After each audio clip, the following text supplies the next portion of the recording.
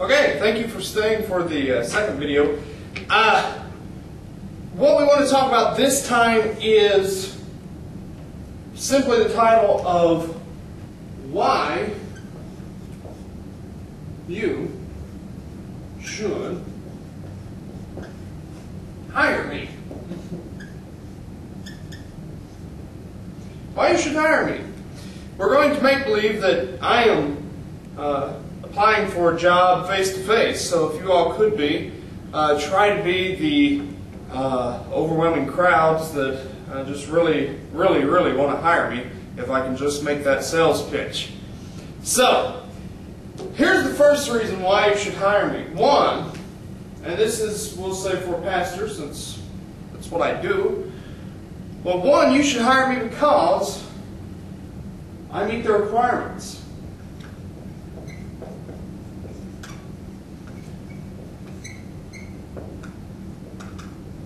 In today's times, that's a big deal. If you'll look at the resume that I handed out to you, all right, you get one? Okay. If you look at the resume that I handed out to you, you'll be able to see on there that I meet these requirements. I go point by point there, and then obviously those requirements come from 1 Timothy chapter 3, verses 1 through 3.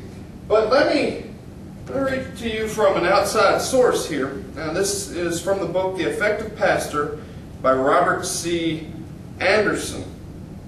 And it says, a pastor should not only meet the requirements set up in 1 Timothy chapter 3, but that he should also, or he shouldn't, let me start over, I'm sorry. A pastor should not only meet the letter of the requirements set up in 1 Timothy chapter 3, but he should also meet them in essence. You see, it's one thing to tell people to be sober-minded. It's one thing to tell people that you are a man of one wife or a one-woman man, but then not live it. It's not simply enough to be the example when you're in front of people, but you must also be the example whenever nobody else is around. I am that man, and I meet those requirements. In today's society, it's hard to find a person who meets those requirements. Two, not only do I meet the requirements, but I'm also a hard worker, but number two is you must be set apart, and I am set apart. The role of a pastor is to be different than his congregation. Hopefully bringing his congregation to a point to where he is, where they are acting the same way as he is, but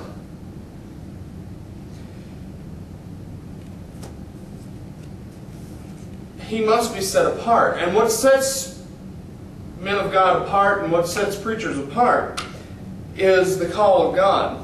Here in The Pastor's Primer by O.S. Hawkins, it says, some churches today seem to have forgotten that we are about the supernatural. This is talking about pastors. That our calling is supernatural from God, and therefore our reaction to that calling must be supernatural. You see, sometimes you wake up as a pastor and you say, how can I continue to do today? Or you want to do something that's completely different. But then you remember your calling. And you don't. And you remember that you have been called by an almighty God, and that you are required to respond in a way that fits that calling. If you move down the resume there, you will see that I have the education for this. And education doesn't always mean I have the degrees, because obviously I'm still working on my bachelor's, but I have the practical education. This is my first pastorate, but I have been in the ministry, even though I'm 23 years old, I've been in the ministry now 7 years. 7 years. And so, I have the practical education that you can't find in a classroom, and you most certainly will not find hanging on a wall. I'm self-taught. If you look in a book by John H. Dobson, it's called Learn New Testament Greek, but here in the introduction it says something very important.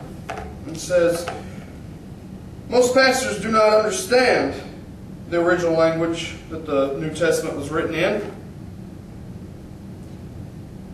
However, it is an essential item to be able to grasp the original characters and meanings of the characters that were written by the apostles and otherwise. I'm self-taught. I can read Greek just as if I had sat in a class for years. I'm self-taught. And so, that shows a drive. Why should you hire me? I meet the requirements. That's not all that unique. There's a lot of people out there and a lot of people that you could hire that meet the requirements. Number two, I'm set apart. I'm inherently different acting than you are. We're made of the same stuff, but I'm called to be different, and therefore I live differently. And thirdly, my education. It's not an education that I was spoon-fed. It's one that I went out and I grabbed. It's one that I've taught myself from. There are people who've been to seminary that can't speak Hebrew or Greek. I can do both. And I'm still working on my bachelor's. Thank you for listening today. You can keep the resume if you like. Don't hand it out to anybody because I like my job here. But thank you so much.